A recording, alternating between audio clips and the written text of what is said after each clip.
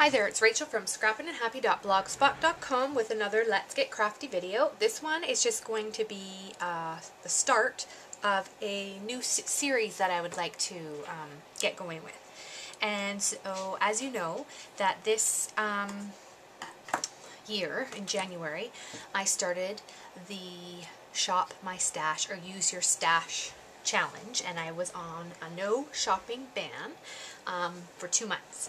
So I'm halfway through the first month, and I've been developing some strategies that I thought I would share with you for how I go about making a stash and then encouraging myself to use it. So this series, if it's successful or not and you're interested, follow along with me, join in with me, whatever you'd like to do, and I'll show you what I do to get ready. So I did a lot of research online to try and find out what exactly goes into kits, because I've somebody who has never purchased a scrapbooking kit before. So I went online, and there's some really good resources, and I came up with this plan. So when you have a scrapbooking kit, they always come with, the purchase kits always come with a bag. And so this one here is a nice Ziploc bag that has a handle on it. Now, I have since found large Ziploc bags at my dollar store that hold 12 by 12 paper. However, they don't have these handles, but if you like to hang them up, which I do on the back of my door with one of those hooks, you could use binder clips and just click those onto here and then hang them from your door. So there's lots of more economical ways to do that if you don't want to buy anything specifically. So this kit I make at the beginning of the month. I go shopping in my stash and find things that I think would be interesting to use for a layout. Now, this particular kit is focused around these pattern papers. So I'll just take everything out and then I'll show you everything that I put in the kit.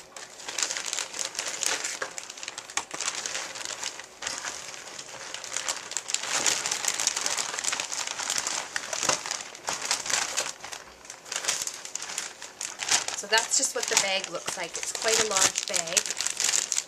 And you can reuse these. At the end of the month, I always take everything, put it back, and then start with a new one. I mean, you could have the kit and still keep using it, but I just start to get bored of it and want to create something else. But if you check out my blog, you can see that it worked so well for all my Valentine's Day projects, so I thought I would create a new kit.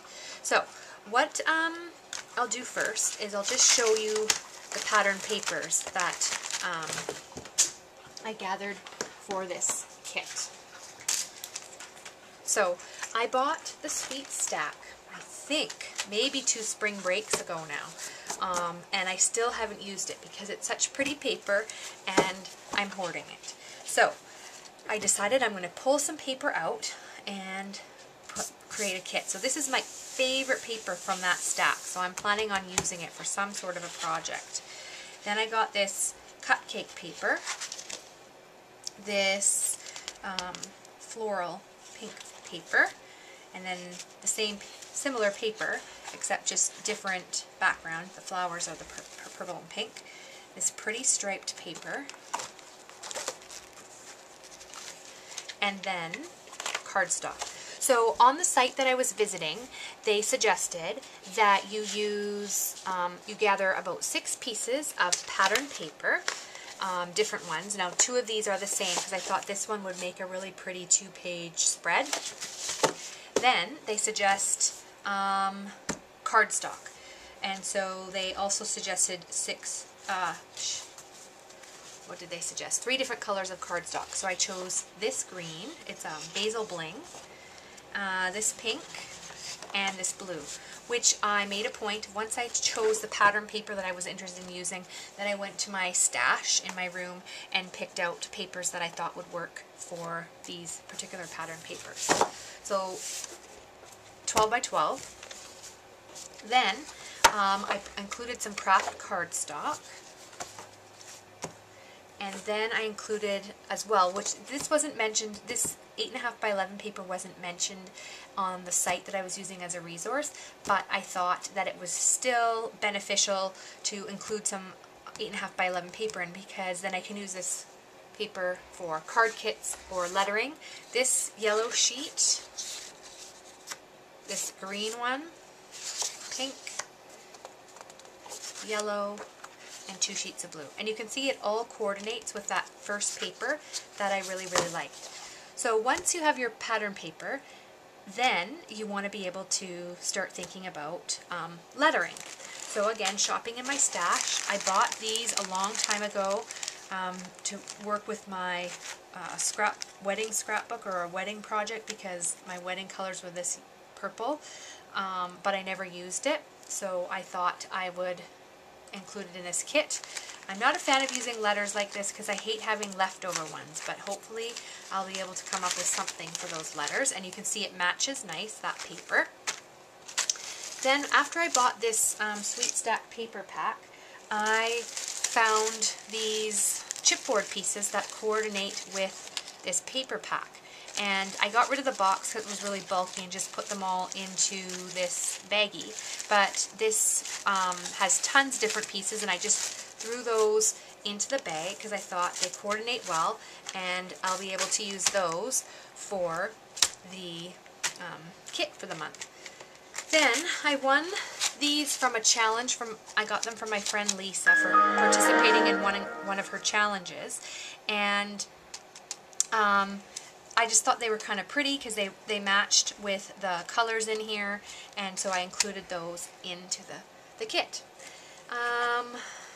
Then I found this ribbon. This one I've partly used.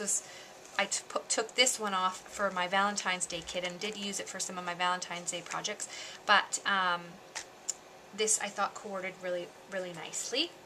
Then they say in the kit, they say to include buttons or any kind of embellishment, so I just took this whole case that I store my buttons in, and I hardly ever use buttons for some reason, but as you can see, I like collecting them, so now it's time to use them. I have some brads in here, and all different colors of buttons that again match the paper. So that is included in my kit.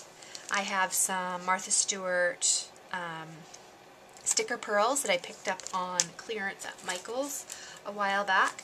Again, this item is something that I have never played with before, this felt fusion, but I got it as a swap win, so that was kind of fun to do.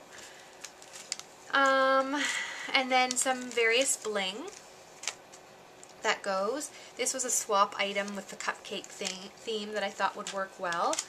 I have these really fun cupcake stamps because I went through this whole phase of loving cupcakes, and I still really do, but don't use them enough. So I have this Hero Art stamp set, and this is a Hampton Art. So my camera filled up, so I think I finished up with this. It cut off during this stamp set. So this is a Hampton Arts cupcake stamp. It was a ruler set with lots of cute little pretty cupcakes on it. Then I included some more bling because you can never seem to have enough bling in a kit. You don't have to do this, but I included some glitter and some stickles for some bling. I included some different ribbon that also coordinated and had that cupcake type theme. These little flowers, which I also had in my Valentine's Day kit. And then for a cartridge for fonts, I included this Plant and School Bic cartridge for the different fonts on it. So this was a great way to look at what you have, assess what you have, and then start thinking about how you can coordinate everything to create a project. So this is my Use Your Stash haul that goes nicely in the bag that I showed you.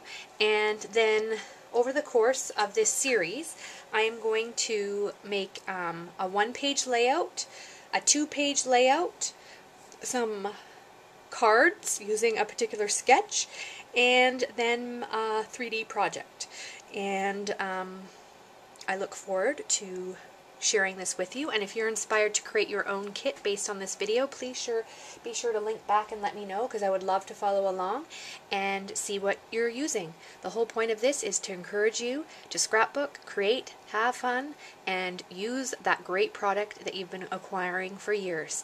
Thank you so much for joining me for this episode of Let's Get Crafty, and we'll see you next time. Bye-bye.